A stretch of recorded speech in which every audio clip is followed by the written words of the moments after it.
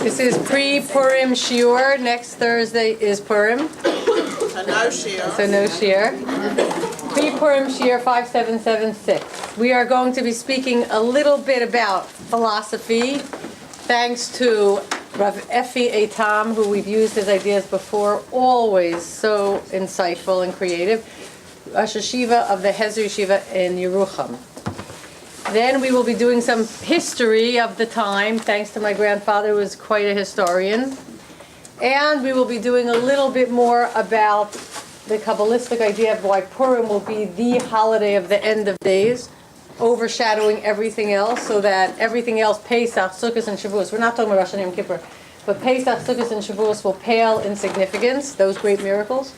And we'll speak a little bit about the vision, the political vision of the Jewish people, how we envision the world in the Yemos HaMashiach, how it will be governed, what will it look like. We're trying to put that all into today's shiur, okay? So starting with Rav Effi Eitam. He asks a very good question that we never thought of. We have a couple of precedents in the Torah which teach us that when something is the cause of a sin, you don't turn it into the cause of your tshuva. So for example, you don't use it. You know, you ein kategor nases haneger. The prosecutor doesn't become the defense attorney. So what's the classic example of that? Kohen Gadol doesn't wear gold when he goes into the Kodesh HaKodashim on Yom HaKippurim, because gold was used in the egel. What about a Nazir? Why doesn't he drink wine? Because the Nazir, the Torah tells us, is right near the parsha of Sota, because he saw this terrible thing that happened in Am Yisrael, that there was a Sota situation. So he takes it upon himself. He's going to be extra careful not to drink wine, to ever end in a situation where he doesn't have his ability to think clearly. And so he desists from wine. So you see trouble, you stay away from the cause of it. So Rabbi Eitam asks, what was the cause of the Gezerah against the Jews? A party. What type of party? Mishteh. How do we celebrate Purim? Mishteh. The Jews sinned by going to the party, which we'll speak about what that means. It was a mishteh yayin, as we know, it was wine. Then Haman is elevated in a mishteh yayin. Esther does turn the tables in a mishteh yayin, right? After the Jewish people do tshuva and fast. And now we celebrate Purim as with a mishteh yayin. What is it? It's either or. I mean, that was the way to get Achashverosh and Haman back in the day. She had to have a wine party. But don't imagine that it was a very pure and holy experience that Esther had to set up over there. She was trying to get Achashverosh drunk, crazed, and infuriated Haman, who she was trying to get Achashverosh to believe she was having an affair with. That was the whole maneuverings with the party. And she had to appeal to him, and she had to do whatever she had to do. She was lost to Mordechai because of it, remember? She had to go to him, seduce him, and she had to willingly sleep with a non-Jew, which she had done up until then unwillingly. And when she willingly did it to sacrifice herself for Am Yisrael, she could no longer go back to Mordechai, who Chazal say was her husband. So this wasn't like, this was not a Beis Yaakov Melava Malka. Okay? So this is the Mishteh. Why are we elevating it? Good question. Never thought of it. Why Mishteh? It should be on Purim. The rule is no wine, because wine led to all the trouble. But we celebrate with Mishteh Yayin. Now, I'm not even going near another topic, which you can all start thinking about, with Haman and the Eitz Hadas and Hamin HaEitz, and that it was a Geffen and all that. We'll stay away from that. That's a whole other area. But the idea is that why are we celebrating with a Mishteh? So everybody knows, what does wine do to us? Yes, first of all, you blobber everything. And why? You lose your inhibitions. Well, losing your inhibitions is part of it. You lose your shikul hadas. your seichel. You lose your seichel, your capacity to balance what should be said and what shouldn't be said. Okay? What you should not, where you should be inhibited, and when you don't have to be. You lose the whole balance. The whole equilibrium is thrown off.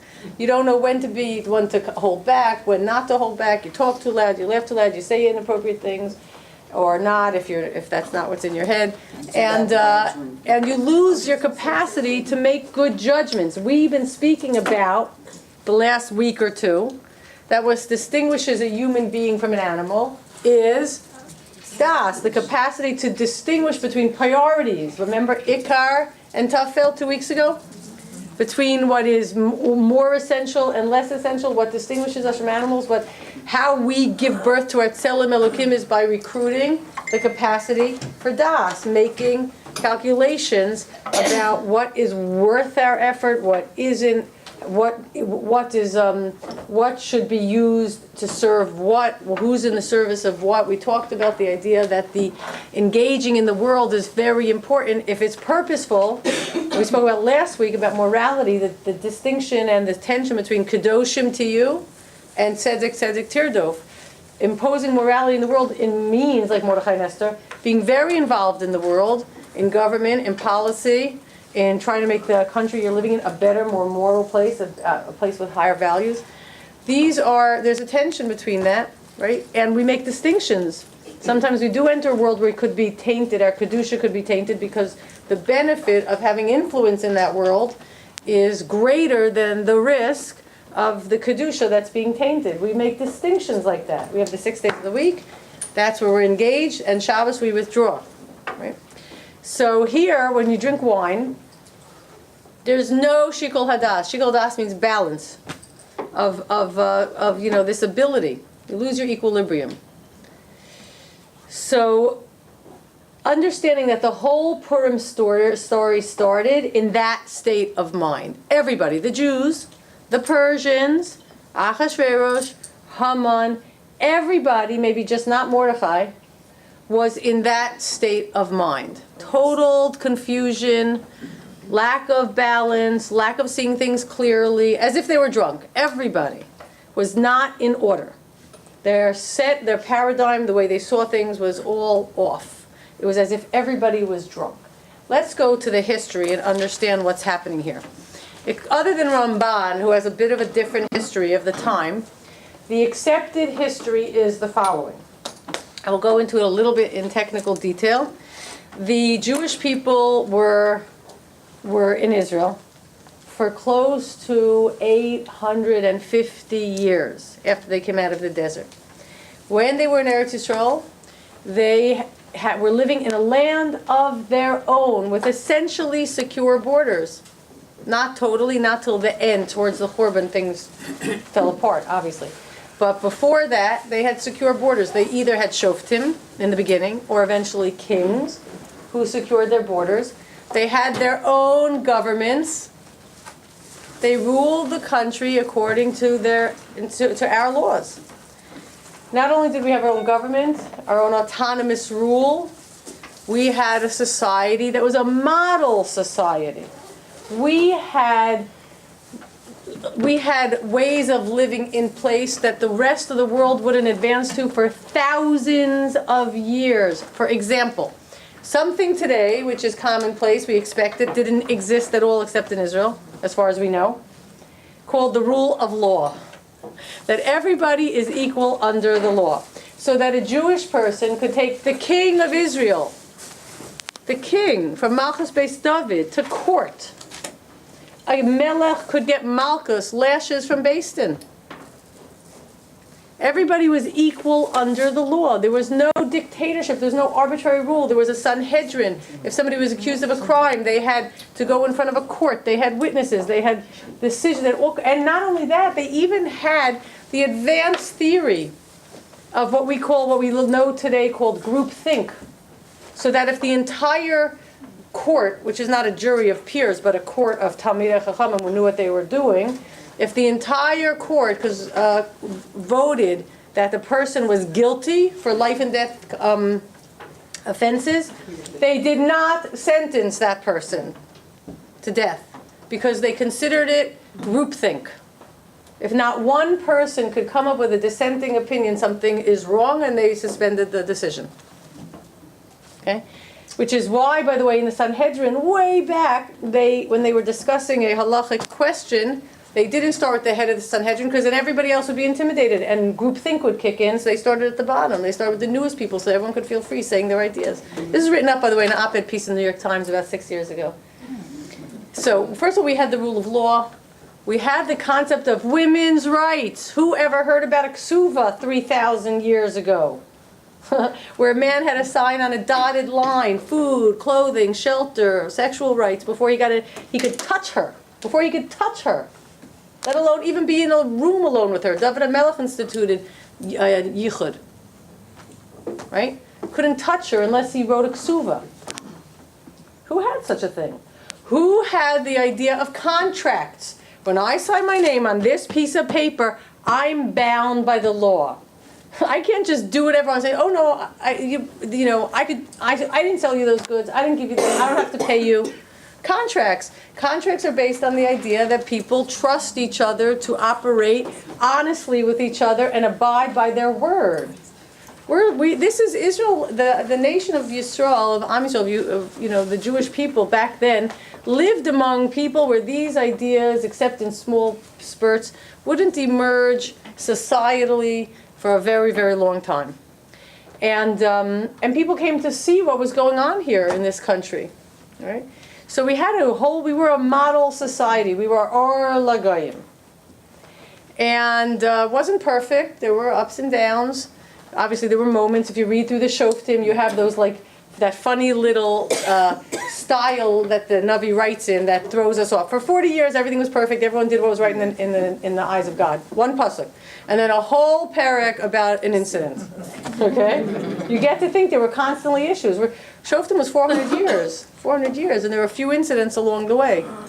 Then you get into the time of the kings, and then you do have the division of the kingdoms. That was not good for us, but the kingdoms were strong basically, and it wasn't so great. There were good times and bad times, but still we were autonomous. We lived by the Torah, and we had a spiritual center called the Beis HaMikdash, and we had Kohanim, and we had Nevi'im, and we had Nisim, as we always speak about. And then suddenly, there was a Churban. Why was there a Churban? If you look at the Nevi'im, the Jewish people were going to the Beis HaMikdash on the Yom Tovim and doing their Kabbanas and doing Shabbos and living outwardly like Jews, but inside, things were beginning to disintegrate, and they started to adopt, which is human nature, the ways of the people around them, not just Avodah Zarah, but that's not, the Nevi'im screamed about that, but the Nevi'im screamed about injustice. All these rules breaking down. You don't pay your workers on time. You don't return the collateral of a poor person at night. Your court systems are not fair and just. There's bribery. People are getting away with influence, instead of truth. And in other words, the natural human tendency to, promote yourself at the expense of someone else. It starts at a grassroots level, it goes to the leadership level, and then eventually you have a dictatorship. And the Jewish people, or it goes from the top down, either way, when society doesn't see each other as all in this together, in which case we have to respect each other's rights and obligations and live with valuing our own rights as well as somebody else's, then you start getting into a society of injustice, dishonesty, might makes right, survival of the fittest, or the way everyone else was living. Right? Governments run by loyalty and tribal affinity as opposed to, people who are worthy of the job, that type of thing. Wasn't the first Churban for Ben Adam Lamakom?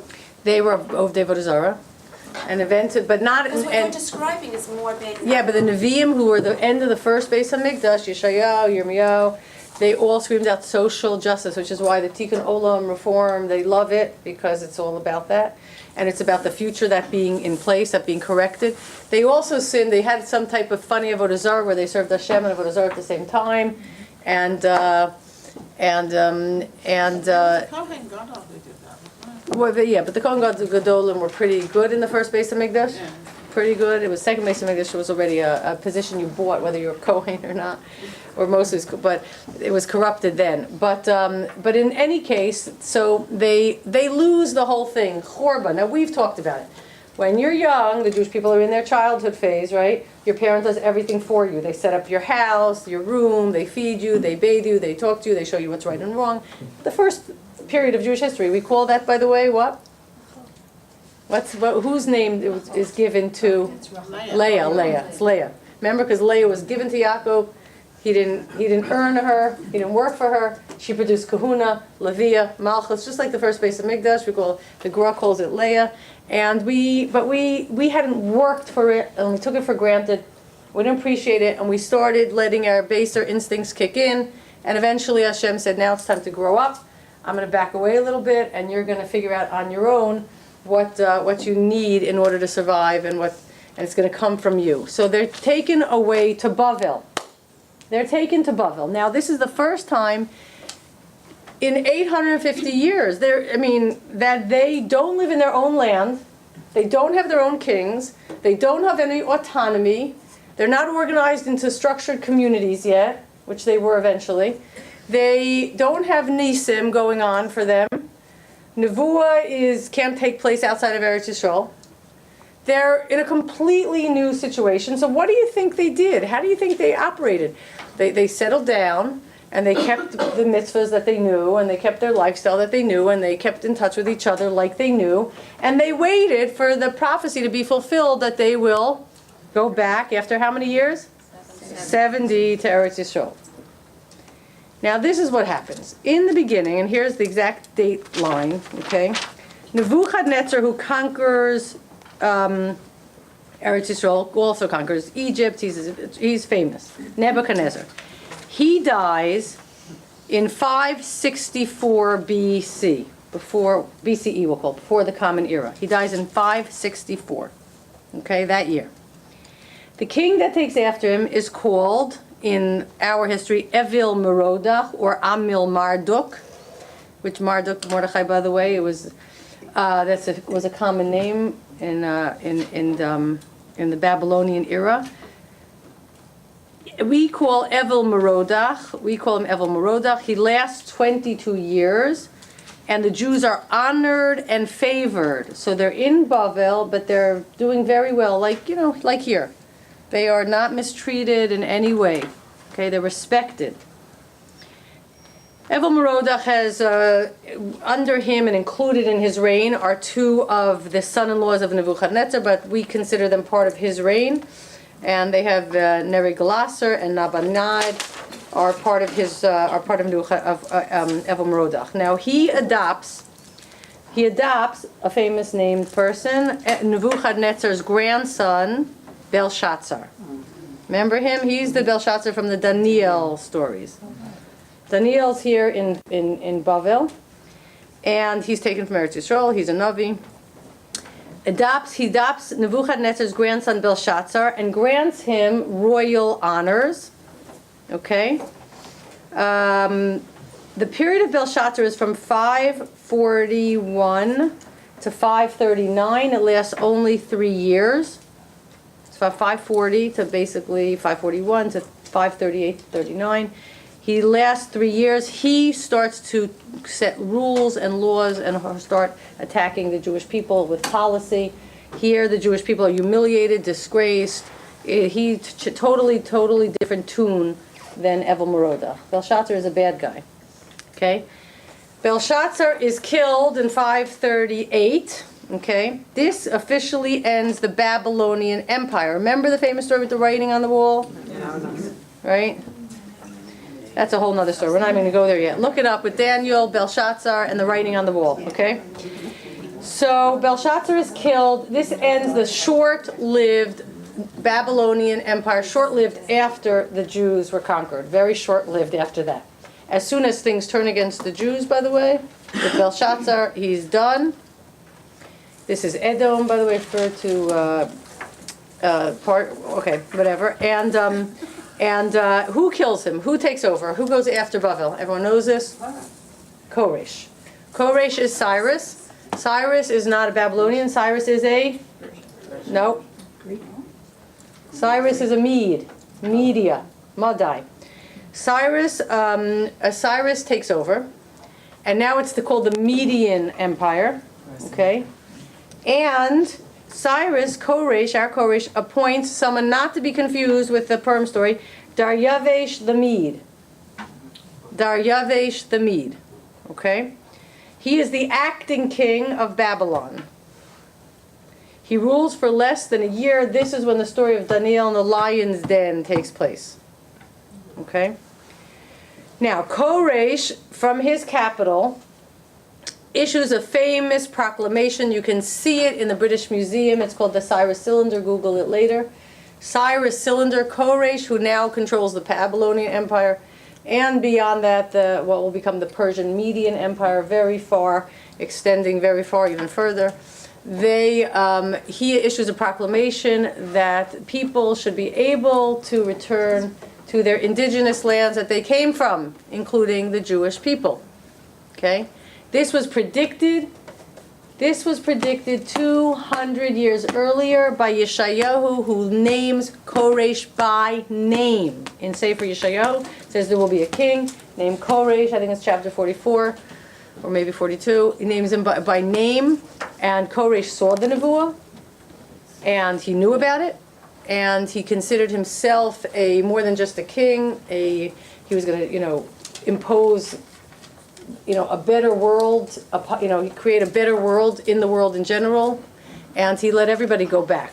Koresh or Daryavesh? Koresh. Isn't it association? Daryavesh after Esther is not the same person. Darius, we're going to call that one Darius. This is Daryavesh the Mede. Okay, he's with Koresh. Okay, he rules only a year. It's not okay. So Koresh issues his proclamation of return called the Cyrus Cylinder. We have it. It's full. It's complete. We have it in its whole form. They found it unshattered. It's unbelievable. Maybe they're a little bit shattered. They put it together. I don't know exactly, but it's one of the most precious historical artifacts on earth.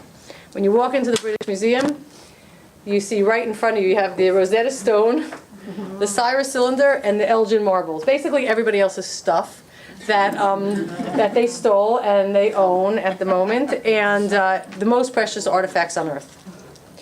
So, among the most precious, for sure. This is one of them. And Mordechai, Bilshon, okay, Mordechai, and approximately 50,000 Jews go back to Yerushalayim. It's all before Purim. Okay, go back to Yerushalayim. Temple rebuilding begins. Everybody, look what's going on. The Jews are in Gullus, so they're holding on, and things are okay. Evel Merodach is good. Belshazzar turns against them. He's gone. Okay. Koresh takes the throne and sends everybody back. It's looking good. Mordechai goes back. 50,000 Jews go back. That wasn't such a good thing, obviously. They were having it so good in Persia, in Bavel, they stayed, and they were also spreading around. Now what happens? Temple building begins. Okay, how many years after the Churban are we now?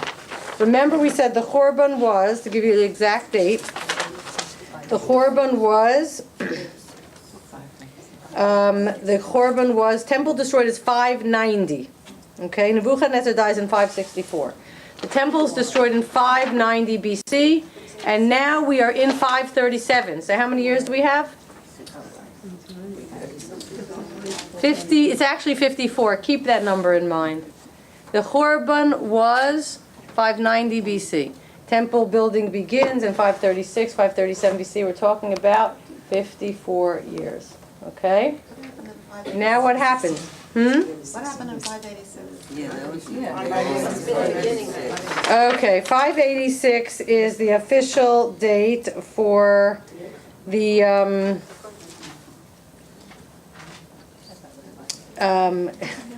you're asking a good question. 586 BC is the date that is officially not the year of the Churban. There's a major discrepancy in Jewish history and in secular history.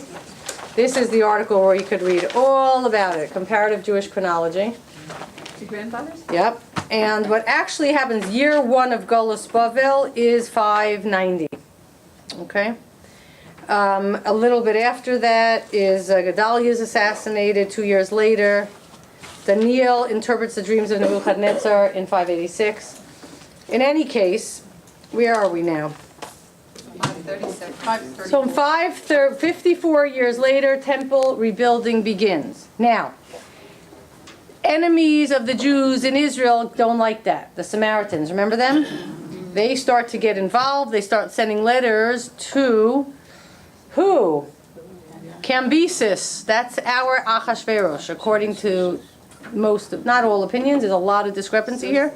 Cambyses. Achashverosh is the adopted son of Koresh. Now you'll understand the party, who appoints himself co-regent with Koresh. You see, Achashverosh, Cambyses, is married to Vashti, who's the daughter of Nebuchadnezzar, the granddaughter of Nebuchadnezzar.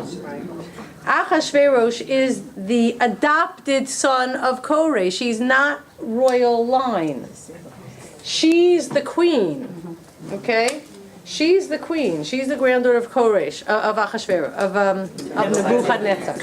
He's the adopted son of Koresh, who marries her, so he's like the Queen of England. He's not the king. He's the royal consort. And he appoints himself co-regent, and to solidify his reign, you get the Purim party. Okay? Now, Cyrus, who's officially now Artashashta, which means emperor, with the encouragement of Achashverosh, who's encouraged by the Samaritans in Israel, revokes his proclamation. This is what Achashverosh does. He's encouraged by them to stop the building of the Beis Hamikdash. Nobody else can go back. Achashverosh puts a halt to it, which is why he says to Esther, Ad Chatzi Hamalchus. You can have up to half the kingdom. But he stops the building of the Beis Hamikdash. Suddenly, the tables have turned. Everything fell apart. Everything was going so well until this Achashverosh, this Cambyses, came on the throne, and everything starts to fall apart. Mordechai comes back from Yerushalayim to represent the Jews in Shushan. Okay? Now, that's 535. 6 years later, in 528, okay, 529, Koresh dies. Achashverosh becomes official emperor of the whole entire empire. And maybe that's actually the Purim story. I'm sorry. That's where the big party takes place. He becomes the emperor. In 525, 4 years later, he conquers Egypt, and he rules from India to Ethiopia. Esther becomes queen. So that's the story, when Koresh dies. Okay, that's in 528. In 523, Haman falls. 522, 23 is the Purim story. 521, 522, Achashverosh dies. Okay, and the Persian Empire revolts. And Darius in 521, that's Darius I, there's a bunch of Dariuses, son of or under the influence of, we don't know if he's biological or ideological, probably just under the influence of Queen Esther. Darius lets the Jewish people resume building the Beis Hamikdash. That's in 520, 519, 520. And that is the official end of Golus Bavel. Okay? That's the 70 years. So, what's happening here? Now we have a little bit of a better understanding. The Jewish people are scattered now. They're in Bavel, they're in Iran, they're in Persia, they're moving, they spread right there. In their 54 years, till and it's been good years, except for a short blip with Belshazzar. And then the Beis Hamikdash starts being rebuilt, and everything's going well. And suddenly, Achashverosh, based on the encouragement of the people who have moved into Israel after we left, they shut down the whole enterprise, the whole building, the Beis Hamikdash. And more than that, Haman arises and says, forget about not letting them build the Beis Hamikdash, let's annihilate them completely. See, Achashverosh is the exact opposite of Koresh in his good days. And by the way, as soon as Koresh rescinds his decree, he dies, and Achashverosh dies 1 year after Purim. And Haman dies on, as we know, on Purim. So the Jewish people now, we said the Purim story is about 6-7 years into Achashverosh's co-regent state. He eventually becomes the actual regent. And those 7 years, the project is shut down, the building project of the Beis Hamikdash, and Achashverosh is not a friend, all right? And Belshazzar's mistreatment of the Jews kind of resumes. And Cyrus, backs, Koresh takes everything, backtracks. So the Jewish people are now facing, for the first time in Jewish history, a very unusual predicament. What do we do, stuck here in Gullus, where our hopes are dashed, nobody likes us, we're a minority, the tables have totally turned on us, okay? We're not wanted here. There is a determination not to let us go back. And more than that, what utterly dejected them, the 70-year prophecy came to a screeching halt 54 years into it. And then Achashverosh has this big party to celebrate his absolute rule over the entire world, so there's no escape from him. Okay? And he takes out the kalim of the Beis HaMikdash to show that nobody has power besides him. The Jews have lost everything. Everybody's lost everything. Primarily the Jews who had this great culture, this great society. They're finished. What happens at the opening of the Purim story is two things. We talked about the wine, confusion. There's no shikol hadas. Nobody's thinking straight. The Jewish people are discouraged and confused. And they don't understand what they're supposed to be doing here. We're talking about 7-8 years already of living under very poor circumstances, as we said before. And they start to wonder, what is this going to be all about? What's happening here? Now, when we were in Israel, we knew what our mission was. We were Or Lagayim. We had a good society, a very advanced society. We weren't perfect, but it was a lot better than what was around us. Now we're a minority in a huge empire that has absolutely no influence. Nobody wants us. Okay? We have no power. We have no way to go back home. Okay? And we have a terrible enemy brewing in the wings, besides Achashverosh's Haman, right? And Achashverosh throws a party and just taunts us and humiliates us by using the kalim of the Beis HaMikdash. So what happens is the Jews are discouraged. For the first time in Jewish history, they have no idea what their role is supposed to be. I mean, we could keep our minhagim and our mitzvahs in our little communities, but what do the Jews do? We were the Or Lagayim, and now we're a minority, and we're nobodies. We're persona non grata. What do we do? And they began to wonder if they still had a mission as a people. If they weren't going back. And when you don't feel the confidence of knowing that your nation as a whole has a national mission, and you start kind of, first of all, you give up on yourself a little bit, you start assimilating, why not? And second of all, Mordechai came back to lead them, but you'll see, we'll talk about it in a second. And second of all, you start drifting away from each other. Because I don't need you and you don't need me, because we together don't have a mission. The Jewish people have a unified mission as a people, Or Lagayim. But when you can't do that, when you don't see how that's going to be, when you have no clue how you're going to have any influence, and then in any real way, so you start drifting apart from each other too. And everybody gets into a mindset, let me do my best, survive, not make waves, So when Achashverosh throws his party for everybody, he's a dictator. Okay? And by the way, what kind of party was it? We're not talking about a party. We're talking about an orgy that went on and on and on. And as we said, no women's rights are there either. And if you read about, when we took down Saddam Hussein, and we remember the two sons, Ujai and Huda, whatever their names were, the most depraved of human beings that you can't even imagine, the evil, what they did with women, the whole way the palace was set up for torture and rape and endless. Anyway, this was a degenerate place, to say the least. And the Jewish people, though, make a political decision. What are we going to do? Say, we're a minority that has no rights, that nobody likes anyway, and you stop the Beis HaMikdash building, and we can't go back to Israel, and everyone was so good to us, basically, until your President Belshazzar, and now we are not coming to your party. But Mordechai, that doesn't make sense. Mordechai was the one who saw the Jewish people losing hope, becoming discouraged, drifting, beginning to consider, maybe assimilating a little bit. And Mordechai said, no, no, no, remember who you are. Kind of like Miriam in Mitzrayim, right? Don't give up. And he said, and the Jewish people went to the party. And Chazal say, it's not that they went to the party. You could argue that they had no choice. But how could they have enjoyed it? How could they have slipped? Because they lost their vision. And Mordechai was trying to restore it, and Mordechai was not popular. Okay? And the other leaders, Mordechai was the one dissenting voice. Don't give up. You have a mission. You'll see. This is don't lose hope. Hold on to who we are, what we're here for. But the force was very strong in the other direction, and they went to the party and they were assimilating. Now the party and this whatever happened at the party was a symptom of the problem.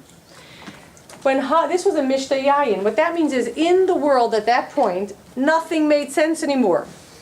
The evil Achashverosh running the entire universe, using the Kalim of the Beis Hamikdash, the Jews who are Lagayim having reduced to a helpless minority, that's not the way the world is supposed to look. The world is supposed to look like the Jewish people, Ki Mitzion Teitzei Torah, at the helm of government of the entire world. Eventually, Mashiach is going to look. Jewish values, governing correctly according to Torah, to all our values, trickling down to all countries in the world who are governed either by Jews or people influenced by Jewish values, such as the way America was started. Setting up countries based on Jewish values, Jewish structure, Sheva Mitzvos B'nai Noach, all the basic morality. That's how the world is supposed to look. It's not supposed to look like a depraved, corrupt, a megalomaniac, dictator governing the entire universe with the Jews helplessly cowering, not knowing what they're supposed to do. That's shikr. That's drunk. That's not the way the world is supposed to look. And the exact opposite will be the case at the end of the Purim story. So this is the Mishteh Yayin. HaKadosh Baruch Hu wants to show us, no. First of all, the calculations were off. The 70 years are not over. Don't be so discouraged, and more than don't be so discouraged, it's not even about going back to Eretz Yisrael. It's about you have to learn that you have a very important role, because this Purim is a prophecy, it's a portent, it's a glimpse at Achros Hayam, what's going to be at the end of the long gullus. So what we're learning in Purim is that what you're going to have, the strength you're going to have to recruit during the long gullus, which is starting now. Chazal count the Second Temple era as part of the long gullus. We only had two eras. The first Kufa with Nisim and Nevuah and Eretz Yisrael and Malchus Beis David, and the second Kufa, which includes the Second Temple era, which is all part of the Gullus, which is why the Second Temple era had none of the above. It was just living in Israel. It was very important to us. Well, we've spoken about that in the past, but essentially it was more of the Gullus than it was of Geula.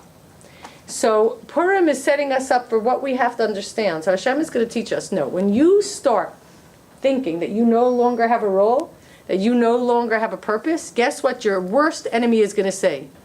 Look in the Megillah. What's Haman's complaint?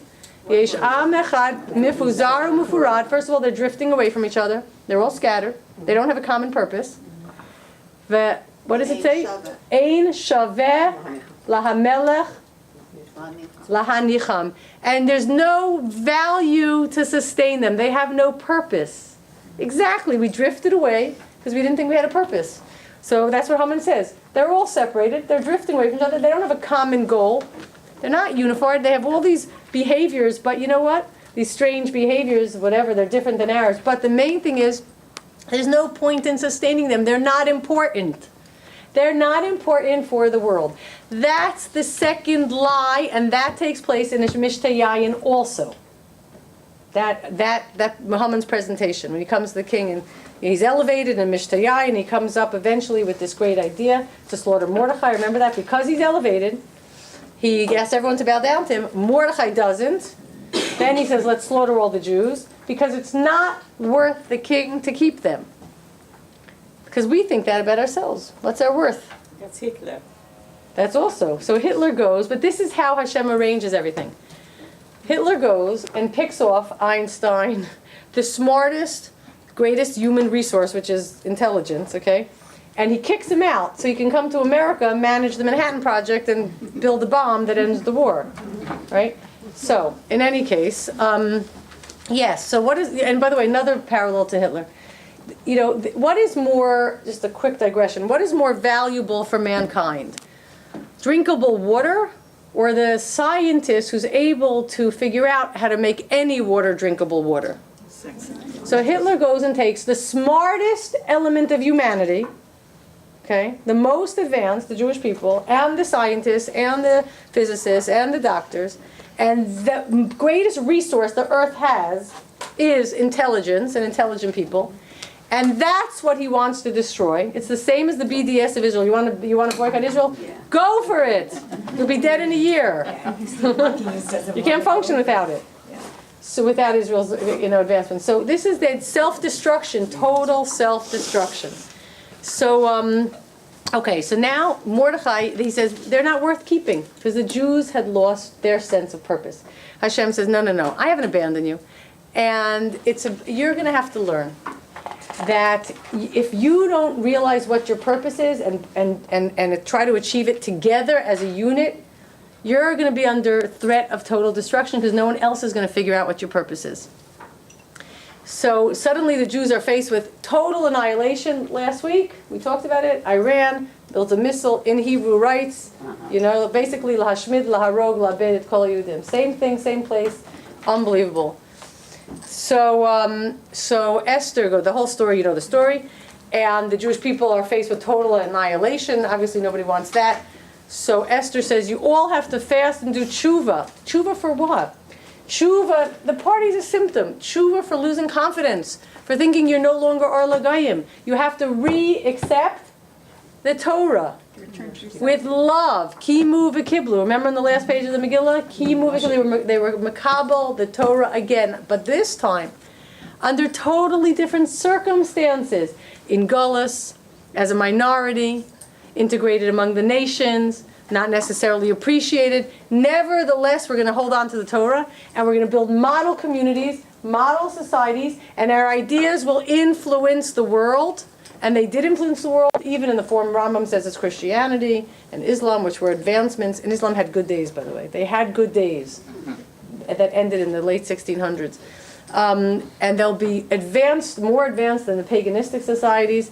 And the Jewish people will accept Torah, but practice it and still be Or Lagayim under very different circumstances. And that they were makabel the Torah after the whole nace took place, and they saw that those that would want to annihilate them in the exile are gone. And that now, what else did they see? It wasn't just that. Why did they understand that they had to accept the Torah and be Or Lagayim under new circumstances? What was the new paradigm? Look in the Megillah. When Haman is neutralized by Esther, he was the head of state. He was the secretary of state, you might say. The most powerful person in the kingdom, Haman. Okay?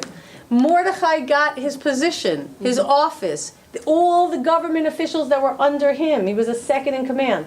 Mordechai the Jew, with Jewish values, became the ruling leader of the Persian Empire, essentially, with Esther. And how do you think things went after that? Achashverosh was dead the next year. Things changed. The Persian Empire became, as it was, by the way, in the early days with the Nebuchadnezzar, we said it's Evel Merodach and Bavel, and then it became a decent place for people to live with better morality and better values. All the anti-Semites were decimated. The Jewish people, the Megillah says, took control. Everybody was converting. Everybody was afraid of them. Everybody was governed by them. All officers and governors across the entire empire listened obediently with devotion to Mordechai and loyally to Mordechai. Nobody opened their mouth against Mordechai's government. And what do you think the Persian Empire looked like? It became a much better place. In fact, the Jewish people lived comfortably, peacefully there for thousands of years until recently. Until recently. It was a good place. All the Gemaras were written in there. Gemara, the Talmud Yerushalmi was in Israel, but the Talmud Bavli, the big one, came out of there. The great institutions of learning were there. This was the center. It became a decent place that respected the Jewish people. That's now. The next such attempt in history was, believe it or not, America. You really built on Judaic values. What is the world supposed to look like in Achos Hayamim? What's the Purim story telling us? That's what it's telling us. Jews or Jewish values are going to be at the helm of every government. And societies are going to run according to Torah values. And the world is going to make sense. And things are going to be right. And that's what it's going to look like. And that's why we celebrate with Mishteh Yayin on Purim. Because in the beginning of the story, everything makes no sense. Everything's backwards. Sheker is considered emes, and emes is sheker. The Jews have no role. This corrupted emperor has all the power in the world. It's the exact opposite. It's v'nahapochu.